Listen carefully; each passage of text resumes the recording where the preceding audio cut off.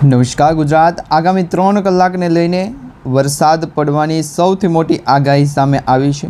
હાલ આજ રાત્રિ ગુજરાત રાજ્યમાં ભારેથી અતિભારે વરસાદ પડવાની આગાહી અંબાલાલ પટેલે વ્યક્ત કરી છે। તો અશોકભાઈ પટેલે પણ કહ્યું છે કે હવે ગુજરાત રાજ્યની અંદર અલ નીનોની અસર જે હતી એ અસર ધીમી પડશે અને વરસાદનું જે છે એ ફરી વખત પ્રકરણ શરૂ થશે, કારણ કે હવે પછી ગણતરીની કલાકોમાં ચોમાસું જે છે એ ગુજરાત નજીક આવતું જોવા મળી રહ્યું છે। દક્ષિણ ગુજરાતની અંદર ભારે પવનો ફૂંકાવા મળ્યા છે, તો હવે પછી બીજી આગાહી ગુજરાત રાજ્ય ઉપર વરસાદી માહોલ 24 કલાક માટેનો દર્શાવવામાં આવી રહ્યો છે અને વાતાવરણમાં એકાએક મોટો પલટો આવ્યો છે। સાથે હવામાન વિભાગ દ્વારા આગાહી જાહેર કરવામાં આવી છે કે આજ રાત્રિના 15 જૂનથી ગુજરાત રાજ્યની અંદર ચોમાસાનો જે છે એ વરસાદી રાઉન્ડ શરૂ થવાનો હતો, વરસાદી માહોલ શરૂ થવાનો હતો। તે સિસ્ટમ હવે સક્રિય થઈ અને ગુજરાત નજીક પહોંચી ગઈ છે।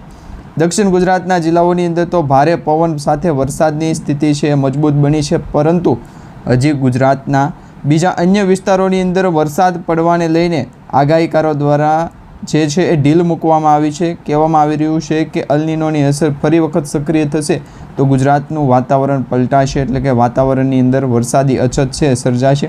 પરંતુ હાલ મિત્રો તમે જોઈ શકો છો એ પ્રમાણે બંગાળની ખાડીની અંદર લો પ્રેશર સિસ્ટમ સક્રિય થઈ ત્યારથી જ અત્યાર સુધીમાં વાતાવરણ જે છે એ દક્ષિણ ભારત, પૂર્વ ભારત અને મધ્ય ભારતનું સ્થિર રહ્યું છે। બાકીના તમે ગુજરાત સાથે સાથે બીજા અન્ય રાજ્યોની વાત કરો, જેમાં રાજસ્થાન, પંજાબ, હરિયાણા તેમજ હિમાચલ પ્રદેશ, ઉત્તરાખંડ અને ઉત્તર પ્રદેશના જેટલા પણ રાજ્યો છે ત્યાં અત્યારે વરસાદ જે છે એની આગમનની રાહ ખેડૂતો જોઈ રહ્યા છે અને હજી પણ ખેડૂતો એવી રાહ જોઈ રહ્યા છે કે આ વર્ષનું ચોમાસું આ જૂન મહિનાની અંદર શરૂ થશે।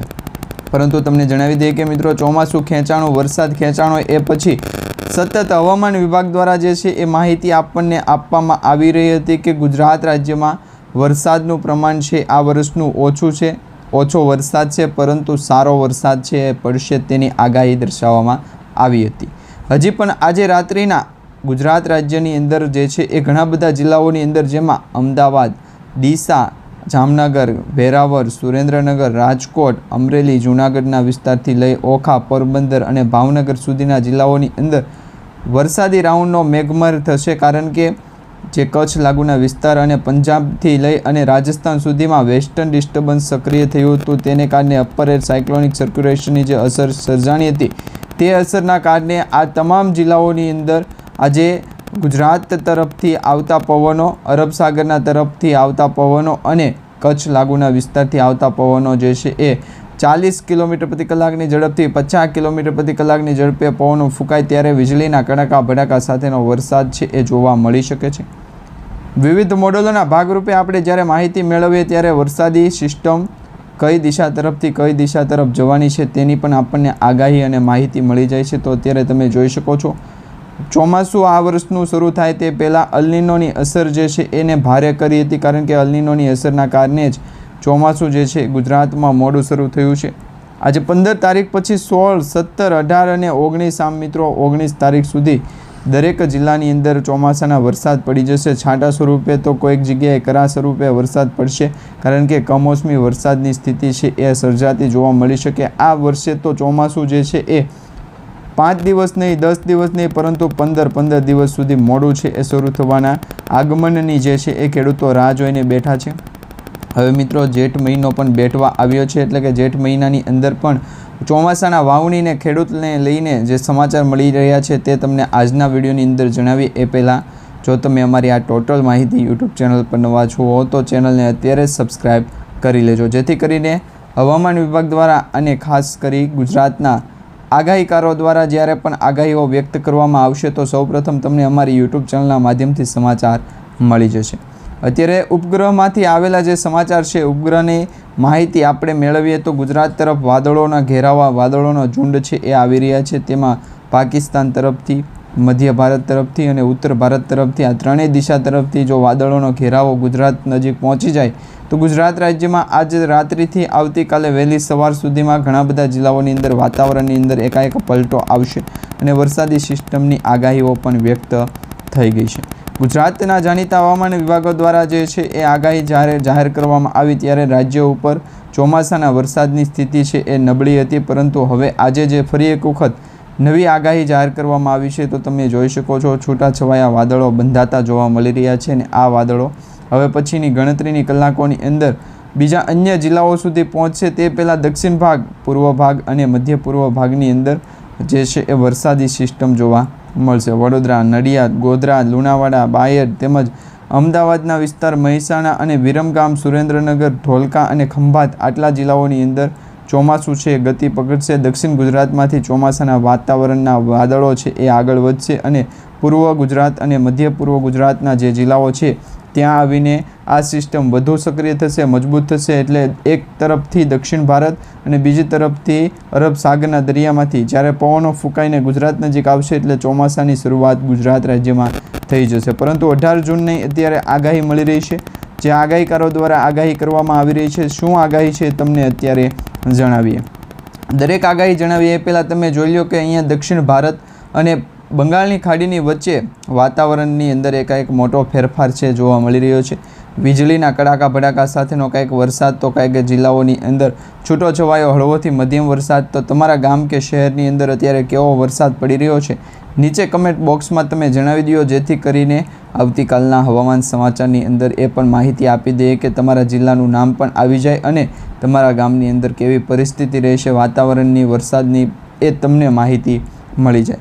અત્યારે છૂટો છવાયો હળવોથી મધ્યમ વરસાદ દાહોદ, ગોધરા, વડોદરા, બોડેલી અને જે રાજપીપળાના વિસ્તારો છે ત્યાં વિસ્તારોની અંદર જોવા મળી રહ્યો છે. તો બીજી તરફ ઉમરગઢ છે, રાયગઢ છે, કચ્છ લાગુના વિસ્તારથી લુણાવાડા વિસ્તાર છે, બાયડના વિસ્તારો છે, પાલનપુર, ઈડર, મહેસાણા તેમજ ડુંગરપુર, કોટડા અને આબુ રોડ, આ સાથે સાથે જે છે એ રાંધણપુરના વિસ્તારોની અંદર આજે 16, 17 અને 18 તારીખ સુધીમાં જે છે એ ચોમાસું બેસી જશે તેની આગાહી મળી રહી છે. આપણે જોઈએ તો મિત્રો આ મેપમાં તમે જોઈ શકો છો આ 16 તારીખનો મેપ છે. અત્યારે તમે આ 16 તારીખનો મેપ જોઈ રહ્યા છો. તે પછી આ 17 તારીખનો મેપ શરૂ થયો છે. 17 તારીખના મેપની અંદર તમે જુઓ તો દક્ષિણ ગુજરાતની સાથે સાથે સૌરાષ્ટ્રના પણ 7 થી 8 જિલ્લાઓની અંદર છે ચોમાસું ગતિ પકડતું જોવા મળી રહ્યું છે.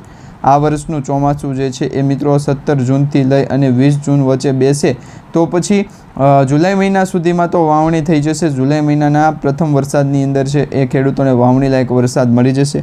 પરંતુ હજી પણ આ સિઝન શરૂ થઈ એ પહેલાં વાવણી મોડી થઈ તો ખેડૂતોને ફાયદો થશે કે નુકસાન, એ પણ તમને આ ચેનલના માધ્યમથી સમાચાર મળતા રહેશે. તમે અત્યારે જોઈ શકો છો વરસાદી સિસ્ટમનો આકાર લેનારી જે વાતાવરણીય પલટો છે એ ગુજરાત તરફ આવતા 24 કલાક પછીનો સમયગાળો જે છે ખૂબ જ મજબૂત રહેશે. વાતાવરણની અંદર એકાએક મોટી સિસ્ટમો છે એ જોવા મળવાની છે અને આગાહીકારો દ્વારા પણ આ અંગે આપણને ચેતવણી આપી દેવામાં આવી છે. અહીંયા જોઈ શકો છો તમે અમરેલી, જૂનાગઢ, વેરાવળ, પોરબંદર, જામનગર, રાજકોટ, ઓખાના વિસ્તારથી જાફરાબાદ, ભાવનગર અને સુરત લાગુના વિસ્તાર સુધી ચોમાસું એક્ટિવ થતું સાથે સાથે વરસાદી સિસ્ટમની આગાહીકારો દ્વારા જે આગાહી કરવામાં આવી એમાં પણ ડીસા લાગુના વિસ્તાર, કચ્છ લાગુના જિલ્લાઓની અંદર વધારે પડતું છે એ ચોમાસું 20 તારીખ પછી જોવા મળશે, એટલે કે 20 જૂન પછી જોવા મળશે. અહીંયા તમે મેપમાં જોઈ શકો છો 18 તારીખનો મેપ આ નકશો છે.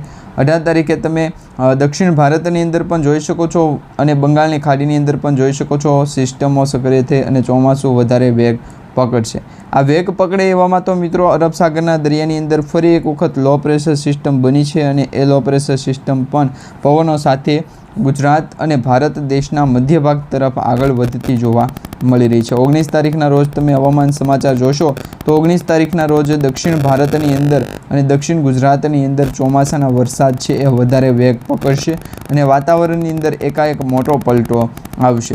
આ સ્થિતિ મજબૂત થઈ અને અંબાલાલ પટેલે જે આગાહી દર્શાવી તેમાં આ મેપ છે સ્પષ્ટપણે તમને સમજાવવાની કોશિશ કરીએ તો મિત્રો આ મેપમાં તમને જરા પણ ખબર ન પડે તો નીચે કમેન્ટ બોક્સમાં જણાવી દેજો. જે લાલ ટપકા દર્શાવવામાં આવી રહ્યા છે ત્યાં મિત્રો ગરમીનું પ્રમાણ છે એ જોવા મળી રહ્યું છે. લાલ કલર જે દેખાઈ રહ્યો છે ત્યાં તમને ગુલાબી અથવા લાલ કલર ત્યાં છે એ ગરમીનું પ્રમાણ જોવા મળી રહ્યું છે. એટલે કે પાકિસ્તાન છે, અફઘાનિસ્તાન છે, ઉત્તર ભારત છે અને પૂર્વ ભારતના 7 થી 8 એવા રાજ્યો છે કે ત્યાં અત્યારે છે એ હીટવેવની આગાહી, ગરમીનું પ્રમાણ વધારે જોવા મળી રહ્યું છે.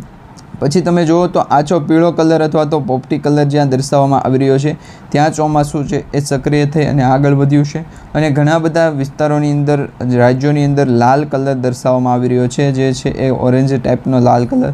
તો તેની અંદર વધારે પડતી ચોમાસાની ગતિ છે એ જોવા મળી રહી છે. એટલે કે આ પ્રકારે હવામાન વિભાગ દ્વારા છે આપણને સ્પષ્ટપણે આગાહી કરી અને જણાવ્યું છે કે ચોમાસું આ વર્ષનું કેવું રહેશે. તેમાં પણ હવામાન વિભાગ દ્વારા 19 તારીખ પછીના જે ચોમાસાના વરસાદની આગાહી દર્શાવી છે એમાં ચોમાસું મધ્ય ભારત અને પૂર્વ ભારત એમ કુલ મળી અને 70% જેટલા ભારતના જે રાજ્યો છે ત્યાં ચોમાસું પહોંચી જશે અને 21 તારીખ પછી ગુજરાતની અંદર છે એ સાર્વત્રિક રીતે વિધિવત રીતે ચોમાસું છે આગમન કરશે અને મુંબઈ, મહારાષ્ટ્ર, દરિયાકાંઠાના વિસ્તારો, કોંકણ તેમજ ગોવાના વિસ્તાર, બેલગાવ અને સિરસી, આ સાથે સોલાપુર, નાંદેડ અને છત્રપતિ સંભાજીનગરના વિસ્તાર, મુંબઈ, મહારાષ્ટ્રના જે વિસ્તારો છે, પુણે, થાને, આ તમામ જે વિસ્તારોની અંદર ચોમાસું છે એ 23 તારીખ પછી બેસી જશે. એટલે ચોમાસું 23 તારીખ પછી છે એ ગુજરાતમાં પણ દરેક જિલ્લાની અંદર બેસી જવાનું છે. એટલે 23 જૂન પછી છે એ વરસાદ સારોમાં સારો પડશે તેની હવામાન વિભાગ દ્વારા આગાહી કરવામાં આવી છે. આ સાથે વરસાદ જે છે એ 23 તારીખ પછી પણ પડે અથવા 25 તારીખની પછી પણ પડે, પરંતુ ટૂંકમાં જોઈએ તો આ મહિનાની અંદર એટલે કે જૂન મહિનાની 31 તારીખ સુધીમાં દરેક જિલ્લાની અંદર વિસ્તારની અંદર ચોમાસાનો વરસાદ પડી જવાનો છે.